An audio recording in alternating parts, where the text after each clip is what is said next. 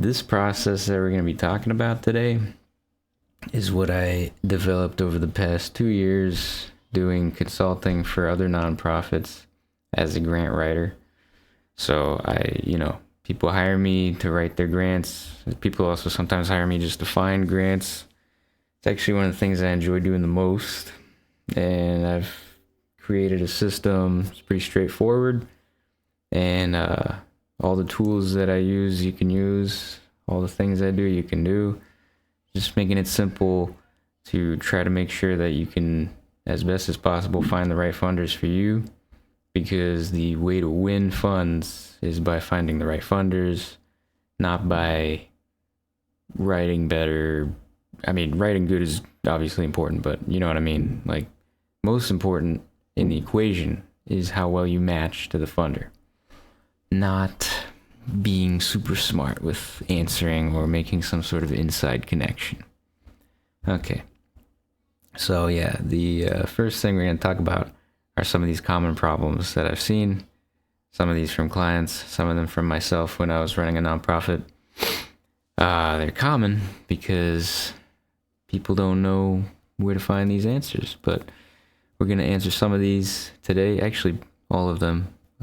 We should be able to cover all of them. There are other problems, but yeah, we have where are all the grants? Well, how do I know what a good grant is? Meaning opportunity, not necessarily the grant itself. And how do I know I'm not missing any grants? So there's some simple ways to take care of that. The other fact that I always bring up is that 45% or so of nonprofit funding is from grants, and 20% of that was from government funds. And you may be aware of what's been going on, but some of the government funding has been paused or canceled, and some of it's just, I mean, for the most part, we don't really know fully what's going on, and that's changing the industry. And we're seeing also more competition because of this change in the government. We're seeing much more competition for corporate and foundational funds. And one of the unfortunate things about that sometimes, not always, is that some of the competition that was coming to these corporate and foundational funders now, they are very high-tier organizations, you could say, because these are organizations that were vetted by the government. They had to follow all the procedures, dot all the lines, dot all the I's and cross the T's. So, they're very organized. They have good capacity. And that's something that a lot of funders are looking for. And so in order to be competitive, there's a couple things that you got to take into consideration. And the number one is what we're talking about, which is making sure you're the right match. Because sometimes, even if there's one competitor they have experience with multi-million-dollar grants, blah, blah, blah, and then there's maybe you, which is a local organization, sometimes that local organization factor can make you win over a much better, more experienced candidate because it matches the funder better. So yeah, that's kind of the whole point of this presentation, just making sure that you are doing it right. So we're going to have 3 keys, if you remember the title, and let's get into key 1 here, which is to cast a wide net. And like with anything, you're going to start wide and go smaller. So that's kind of what we're going to do. And we're going to go through how you do each step here. So first, the wide net. We're going to talk about why you start wide. Obviously, number 1, addressing that common problem. How do I know I'm not missing any grants? Right here, the wide net helps you not miss anything. Because obviously, if you get a wide net, it's likely that you're not missing anything.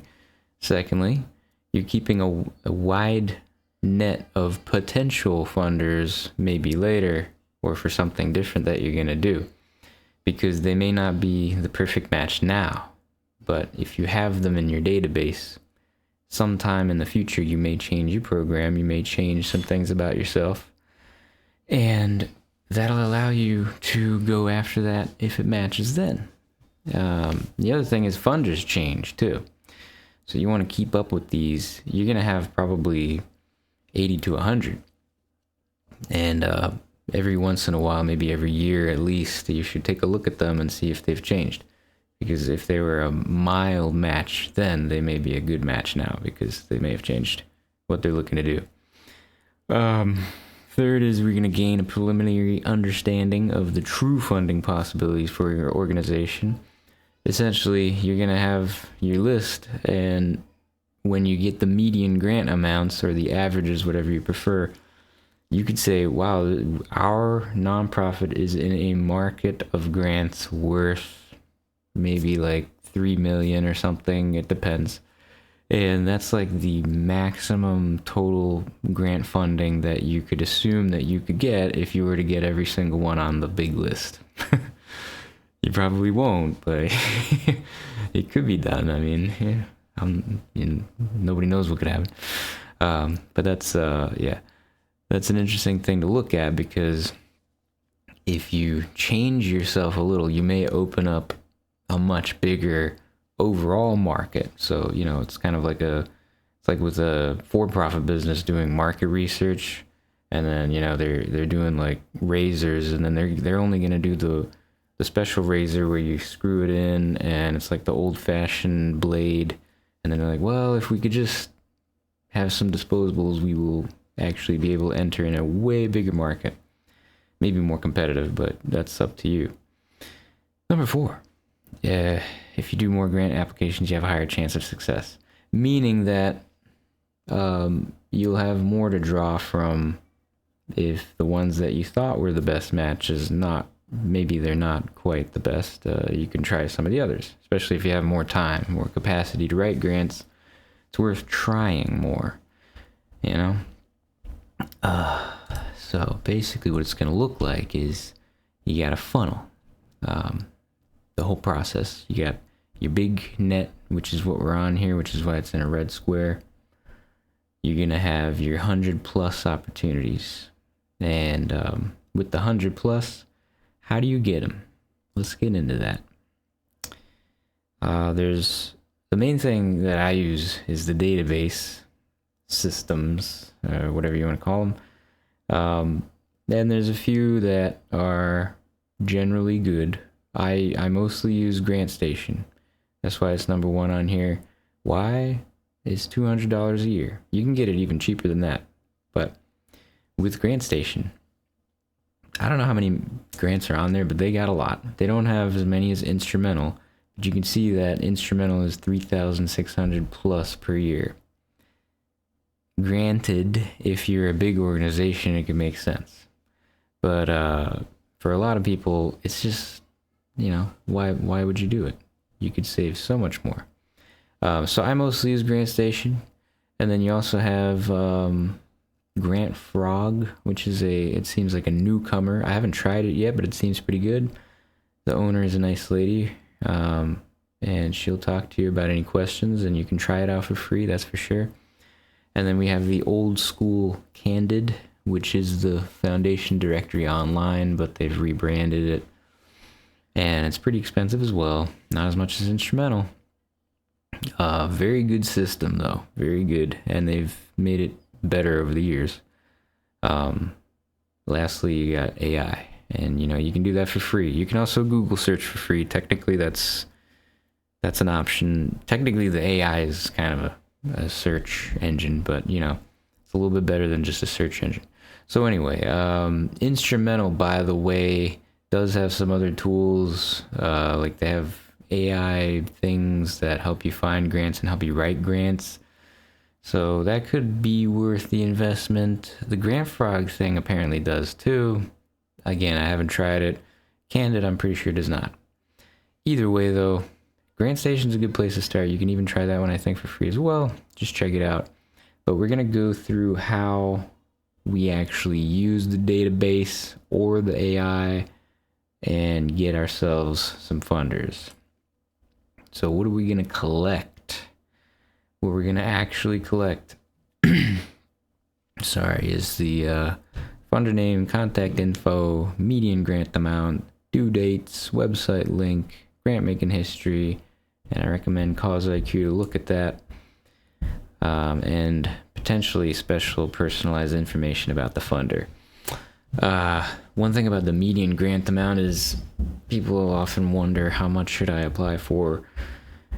Some of the funders make it pretty obvious, many don't. And the ones that do not make it obvious, a lot of the time you can find out through 990s manually, or you can use Cause IQ, which will show you the grant making, and it will tell you like median and averages. And when you're, first approaching a funder, going for a median or an average is probably a smart move because, you don't really know the landscape unless you can talk to them and figure out sort of what kind of deal they're looking to make, if that's possible. A lot of the time now, you can't do that. And because of the busyness and the increased competition that's been occurring, especially with foundations, I mean, a lot of these foundations have like 1 or 2 employees, and they can't possibly answer all these questions that people want to ask them. So, trying to find out things about how you should go about the grant from them, it's getting difficult, it appears. Either way, though, going for the median and the average is a good starting point, and you can always go from there, in the negotiations. So I'm going to show you a sheet here. This is an example sheet.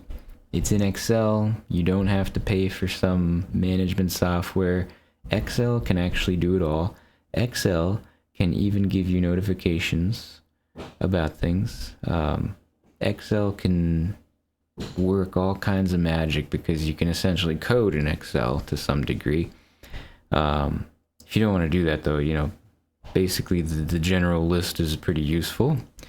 And some of the other options you would have for management of grants is like the Grant Frog one. I think it has a management system in there.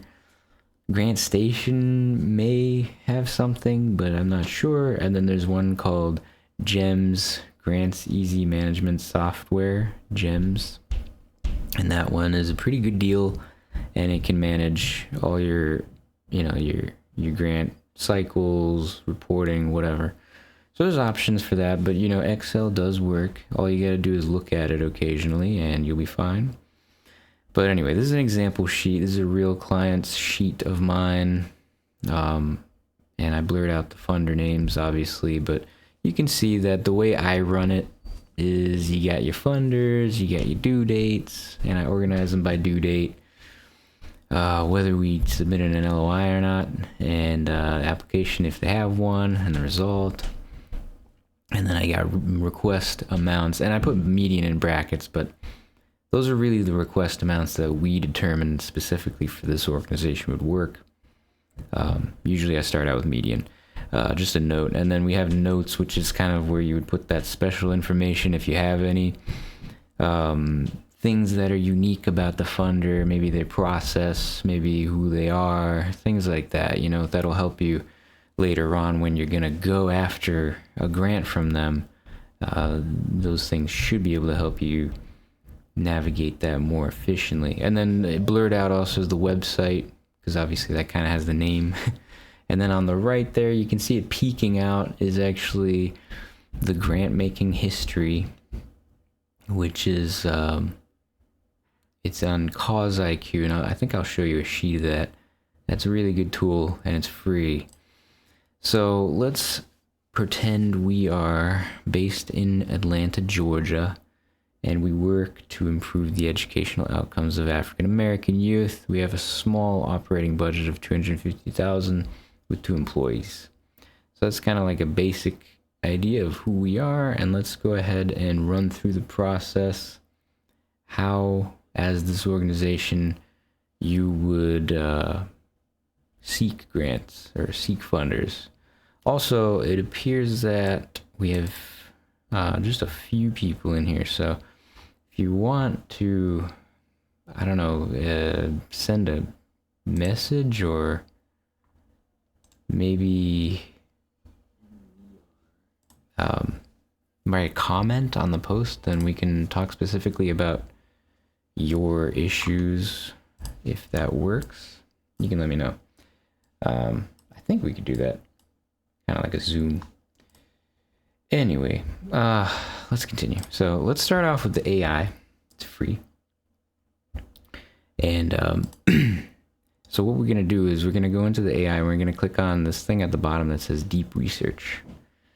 And when you go into deep research mode, then it will be able to generate you a report, essentially. And so what I did is I just put in, provide me a list of grant opportunities for a nonprofit based in Atlanta, Georgia, etc. What we just talked about. And then you hit start.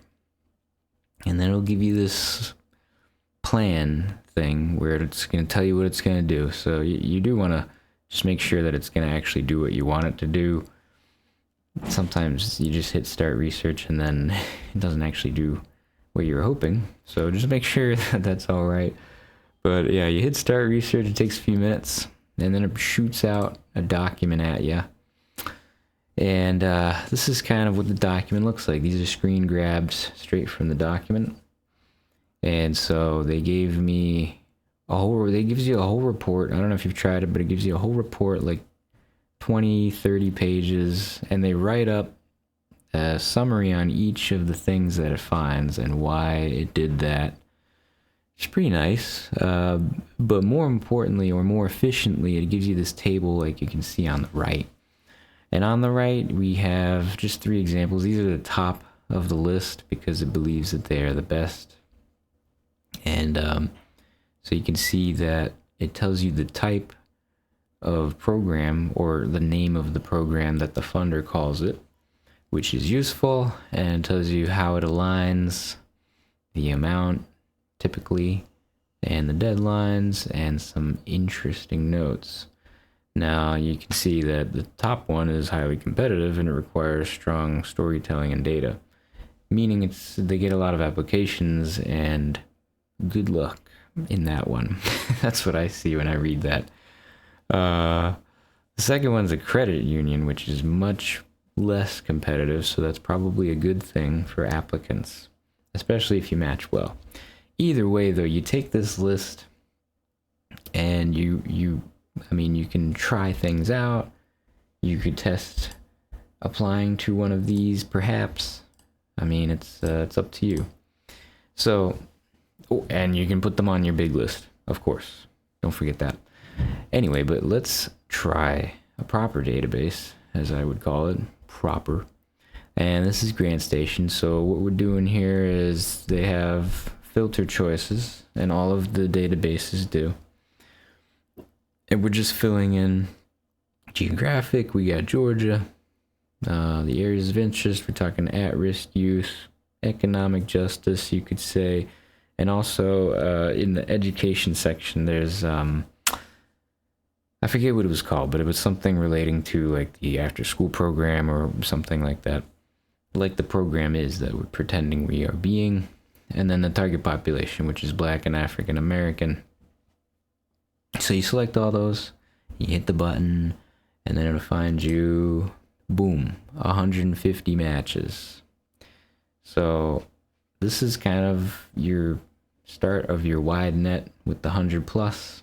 This is over 100, and you can find more because you can fine tune your filters, move things around a little bit, because the filter system is not perfect. So you need to try some things. It depends a little bit on your program, but you need to try some different filters because you may miss something very important if you don't. And the GrantStation system, along with the other databases, it's important to note that one of the reasons they're so much better than just using AI or a Google search is they vet the opportunities, they like verify them. And so that way you know, or at least you can know, that these opportunities are real, the foundations are exactly as they're presented, and that everything checks out when you actually go to the funder. So yeah, so this is where you're going to be at your 100 plus. All right, and that's kind of the easy part, in my opinion, is just getting the big net out.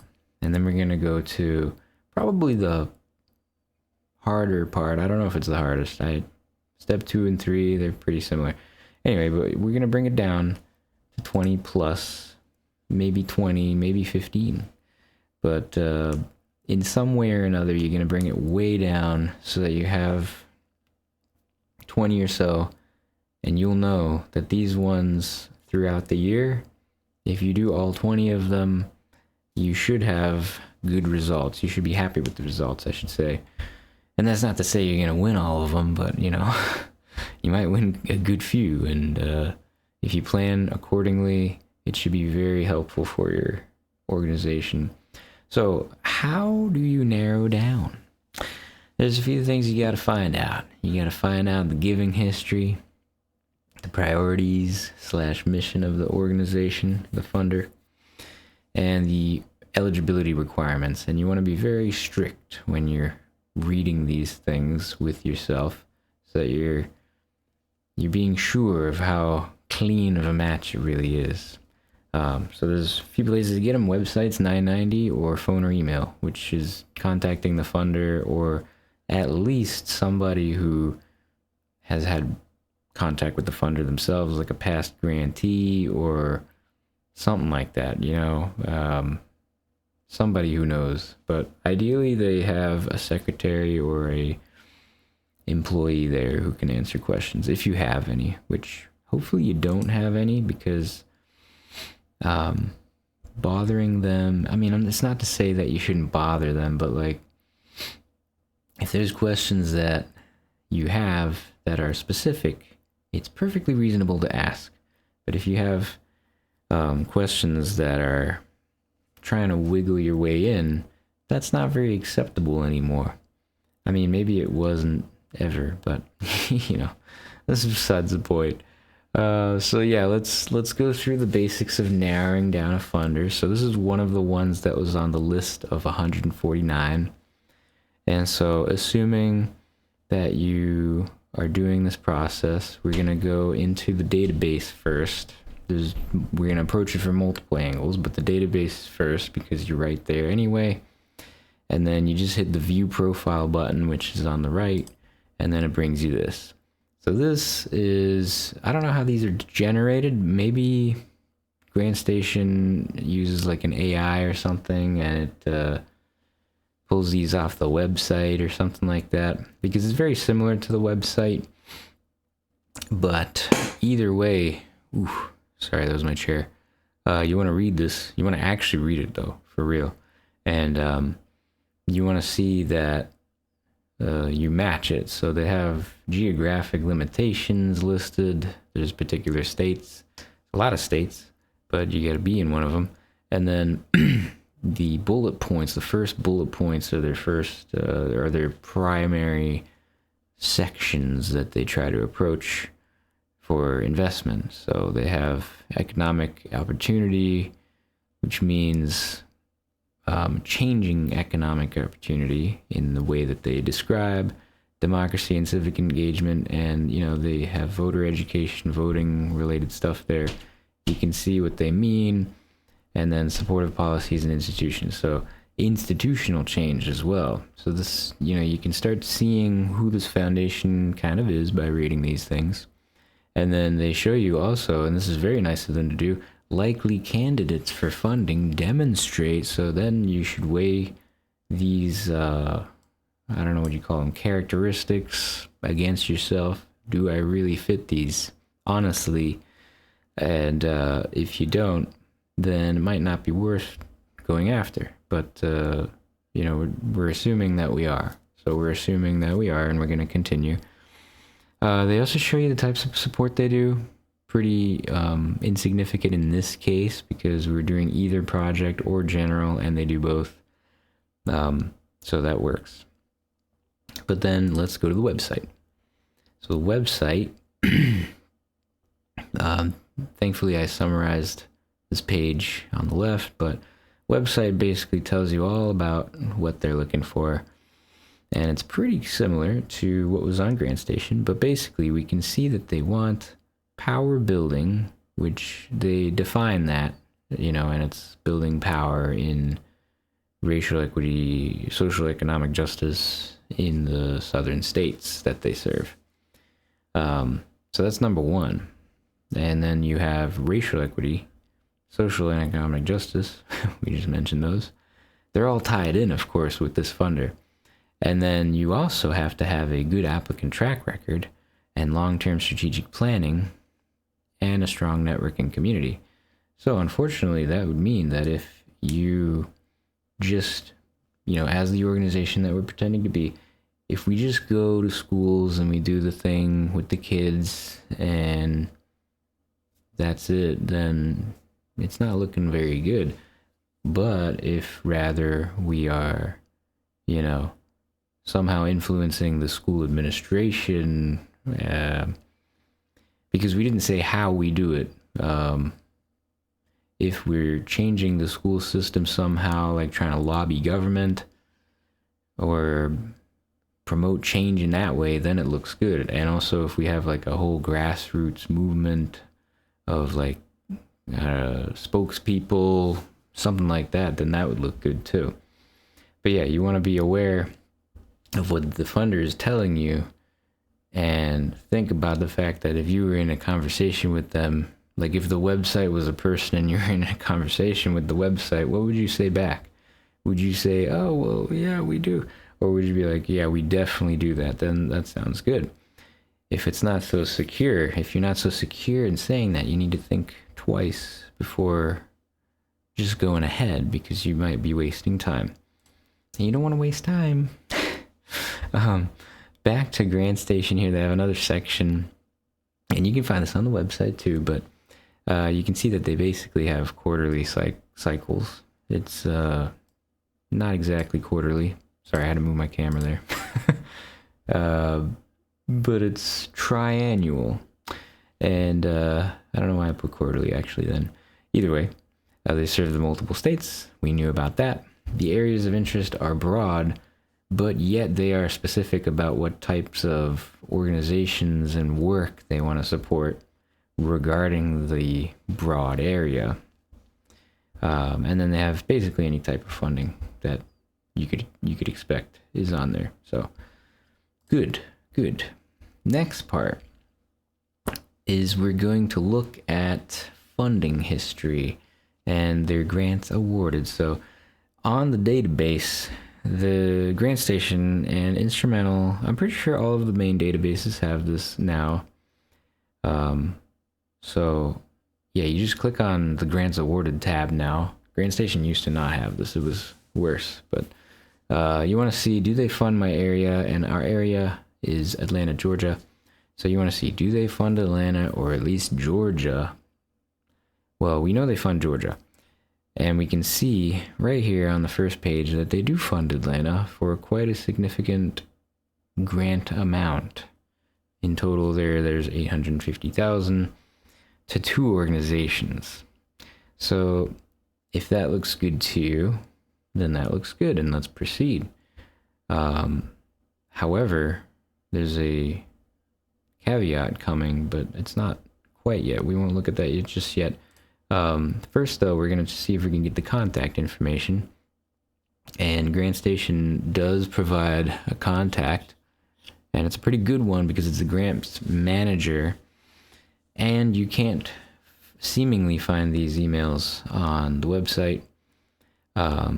Sometimes you can because they're very open, and you want to try to contact this person if you need to, and the only reasons that you should need to is if you have technical questions about what they mean, about what their mission says. So with this organization, the Mary Reynolds Babcock, you may want to ask them for more examples of what power building is so you can try to understand it. You may want to ask for examples of what they mean by voter rights, something like that would make sense, or a very non-programmatic technical question such as, how do I apply or how does your process work? Things like that are very acceptable. But what you don't want to be doing is calling and saying like, how much would you fund for a program that does this and that in this area? They're probably not going to tell you because they shouldn't. And these employees, it's not their responsibility usually to grant the funds. So they won't be able to tell you anyway, but they shouldn't tell you. And it might be you're just being a nuisance if you do that, really. So anyway, let's continue though. We also have on the left there's LinkedIn, and you can search the organization. You can see I just typed in Mary Reynolds Babcock Foundation, and you can see we got the CEO, and we have somebody who used to work there, which is Taylor Chapman. Tanya, she used to work there. Oh, and then you do have at the bottom Will Vanderberg. He's currently a board member with the foundation, so not the best choices. Oh, actually, I think Taylor Chapman works there too. Because, yeah, it seems like it. Either way, she could probably connect you with somebody who's there now. It's only if you have a question that makes sense to ask. Anyway, let's move on from this. Kind of got carried away there and talking about who we found, but we're going to talk now about one of my favorite tools to use in this process, which is CauseIQ. CauseIQ, you can have a free account to do this with, which is what I do. If you want to pay, it's pretty expensive. It's like $3,000 something a year. For a nonprofit, I think it's like $2,000. Either way, the CauseIQ system is what I use for the giving data, because their organization of the data is better than anybody else I see. Maybe Instrumental's close. Anyway, but it's a common question when you're trying to find out grant prospects, and also when you're about to write grants. It's like, how much should I ask for? Sometimes they tell you, sometimes they don't.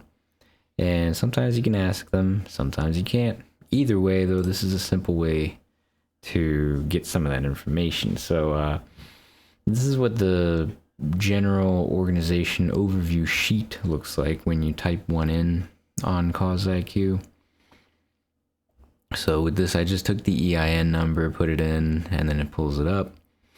And so right off the bat, you can see a lot of great information. Firstly, they have 14 employees. They're in Winston-Salem, and they've been around a long time, since the 50s. So those are good signs of a sustainable funder, because, you can find plenty of funders, but some of them are actually not really that capable of funding what they want to fund, because they might not be in a good financial position.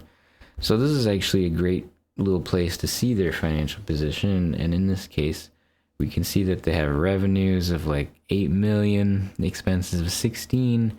So they spent 8 more than they took in, which, could be a bad thing. It depends on the rest of the picture. But you also want to analyze the assets and liabilities, and you can see that they have a lot of assets. So in this case, it's probably fine that they spent over what they generated in revenue, and they're going to be able to sustain that for quite some time. I have seen some funders where they were fine for a long time, but then they decide to maybe dissolve the foundation. I've seen that where they just start blasting away all of their assets out in grants or something. And yeah, when you see that, it might not be possible for you to get a grant. But in this case, this is an exemplary foundation. I mean, they just have so many assets, they're going to be fine. So that's not a problem when you look at this.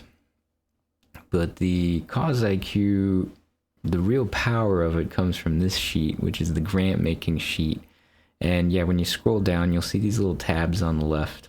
And the fourth one is the grant making tab. There's some other great info, but for now, we're just looking at grant making. And so I think what they do is they take the 990 data and somehow it transposes it or translates it into this sheet. But it's very useful because you can see the number of grants they awarded, smallest, average, median, largest. And so this is a great starting point for how much should we ask for. the average of the median. The average and the median in this case are about the same, 200,000. And you do need to be aware of these numbers as far as how they make sense relating to your organization. So the organization that we are role playing as has a budget, if you remember, of only 250,000, which means that a $200,000 grant is somewhat preposterous for this organization to ask for.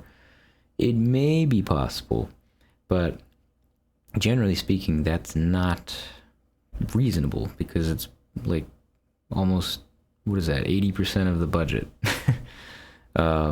So, you know, a lot of funders would be like, that's not sustainable, we can't do that.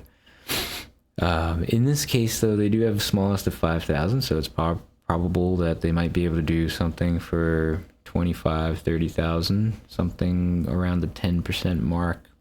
That's pretty reasonable for grants, right?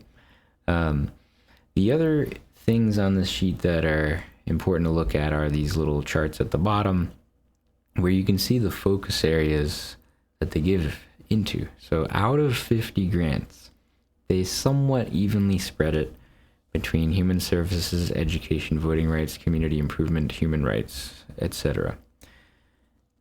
This raises a question of whether or not that was intentional, but you can judge that how you see it when you're looking at your funders.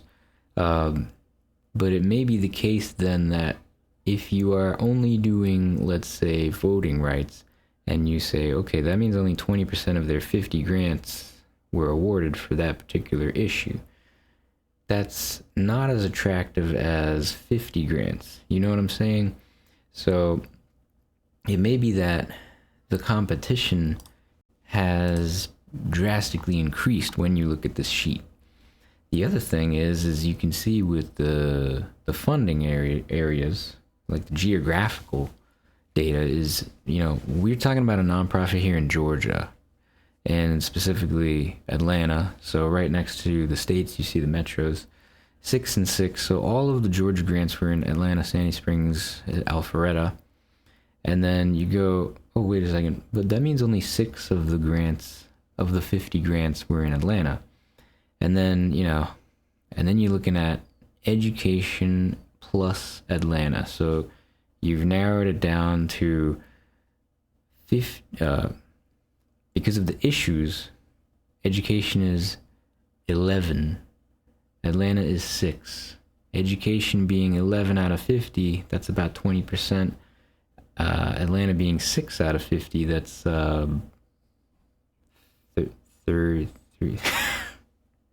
Sorry, I don't know, 15% or something. I don't know, 12%, that's what it is, it's 12. So anyway, you know, what I'm saying is you calculate that down and then you go, okay, that means it's not all that likely that we could win by applying here, because there's only like I don't even know what the math is on that when you combine those. It's somewhere like around 6%, assuming you're gonna win anyway, like against the competition. Anyway, but the other thing that you want to do is if you can find out from the funder how many applications they received, then you can weigh the number of awards versus the number of applications, and then you can determine how much of a award rate the funder has. But anyway, the point is here is you're finding out the amount of the grant, and you're somewhat gauging how likely it is that you might be able to win. Here is the same info in GrantStation, and you can see it's the same, 200,000-ish for 2023, but there is also some other interesting info here, which is that the median has increased and the average has increased over the past 4 years, or 3 years, I guess. And that should make you wonder, are they awarding less grants, or are they awarding more money per grant but the same amount? So that's something you should look into as well. We're not going to look into that right now. We're going to go to the third option, which is another free option, the 990. And so the way you do this is you go to IRS website and you hit the big blue button for search for tax exempt organizations. First, you got to get to this page, but that should be pretty simple. Type in IRS, search for tax exempt organizations, and then you should find it. Anyway, when you click the button, it'll bring you to this page. And once again, we're going to put the EIN top right for Mary Reynolds, and then you hit search, and then it gives you the list. So then you click Mary Reynolds Babcock, and bada boom, you have access to their actual 990s. Now, the reason I'm showing you this, by the way, is not that this is the way that you should do it, but for whatever reason, the databases and other systems that provide you with 990 data, they sometimes don't have all the information, and the IRS might. They usually have more if there's something missing. For some reason, I don't know what it is. It's probably because the IRS gets the full scan, whereas the databases, maybe, I don't know how it works, to be honest with you. But these sometimes have like guidelines and grant history that the other things can't pull. Either way, though, when you're in here, it's more of like a double check, and you hit the copy of return there on the right, and then it brings you to the 990. And this is the 990. Scroll down to the page with grants. Just above this in the 990, you will see some instructions. And that's if you have to do a letter-based grant, like writing a letter, or if they have some other weird instructions, they'll put them there because they're legally required. Also, you can see if they pre-select their awardees. And if that's the case, then it might be somewhat impossible to get a grant from them unless you have a personal connection.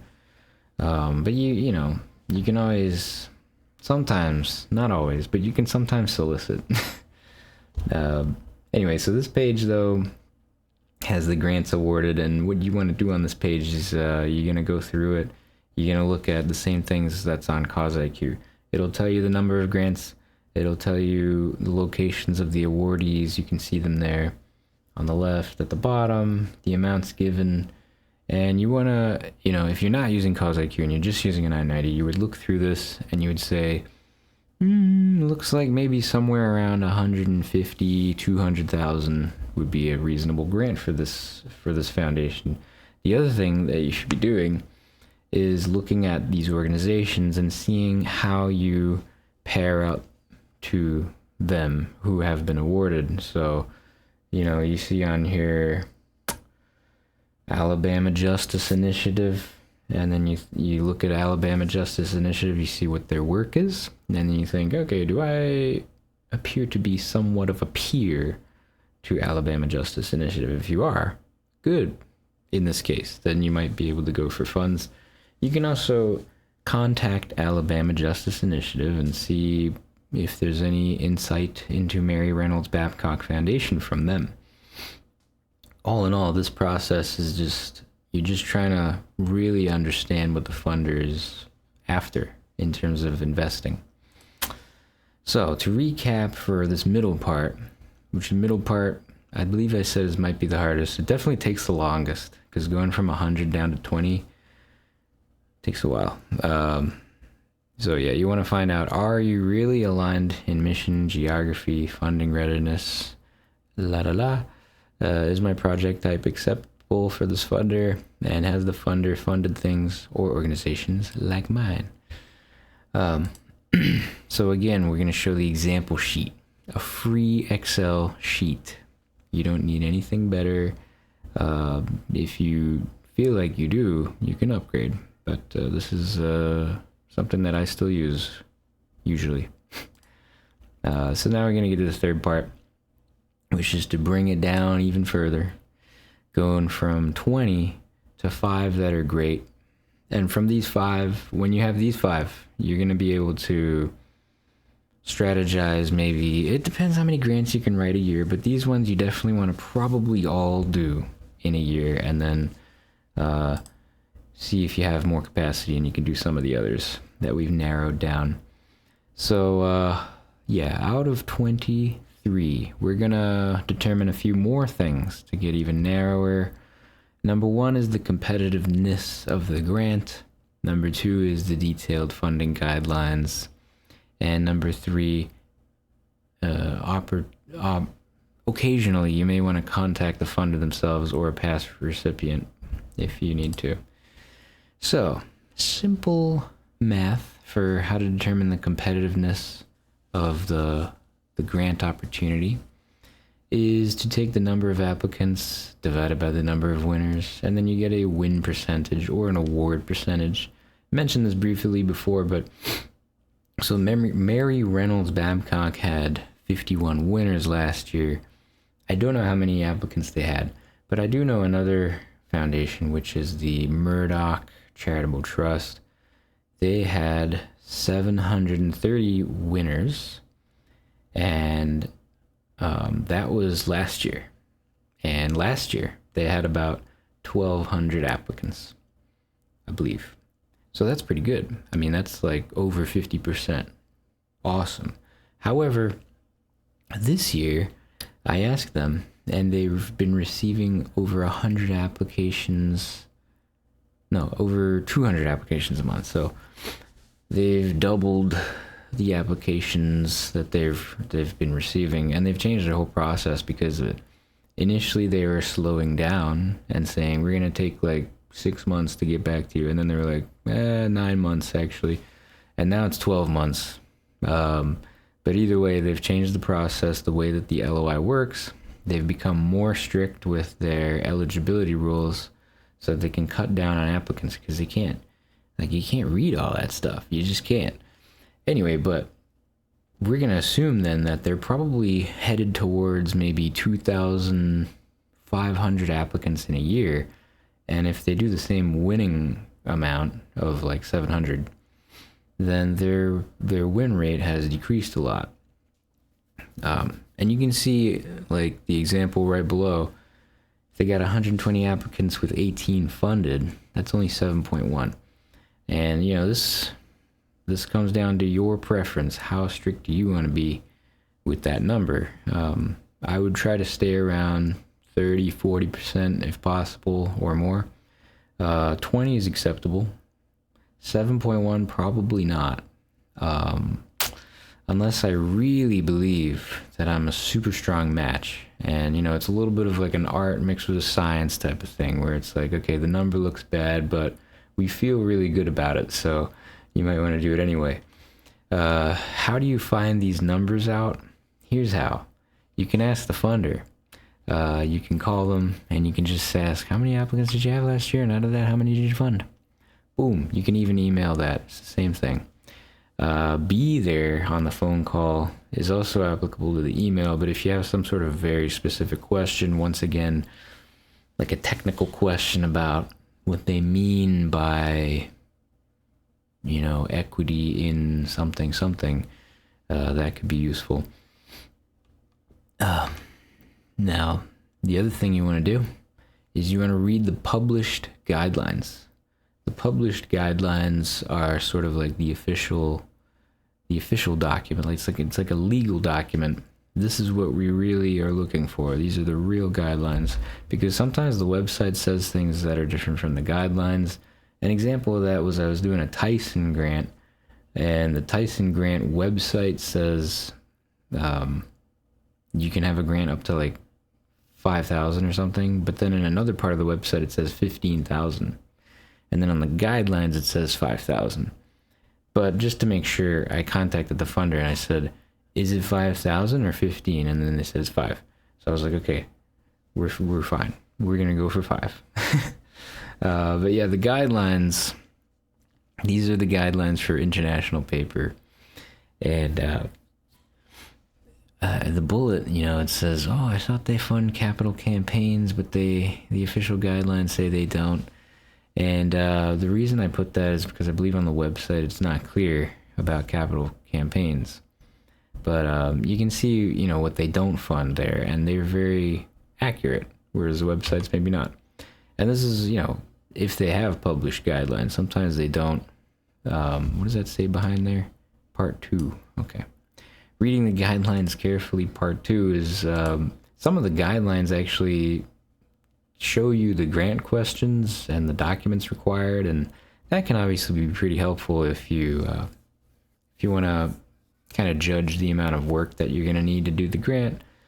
And some of them, point number 3 there, shows like a rubric or how they score a grant application. And that's really helpful, because then when you're writing your application, you just have the rubric next to you, or you print it out, and then you go, yep, my answer should be pretty good. At least, as best as you can. And then lastly, it'll have things that you need to prepare before starting that you might not have. So maybe some documents or data that you should have collected that you didn't. That could be helpful in this case. So yeah, reading the guidelines is pretty useful. And then the last thing you can do in this step is potentially asking a past grantee.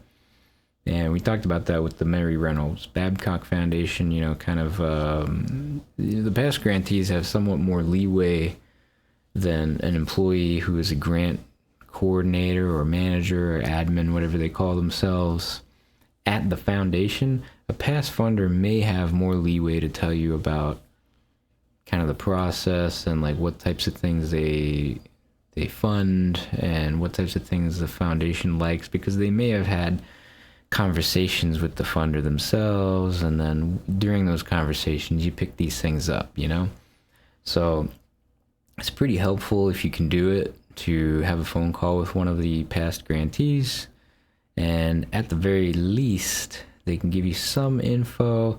But also you can see here, if you can, you should ask them if they can share their grant application, and if they do that, then you may see why they were a winner and why maybe you might not be, or you will be, because maybe you're quite along the same lines, or something like that.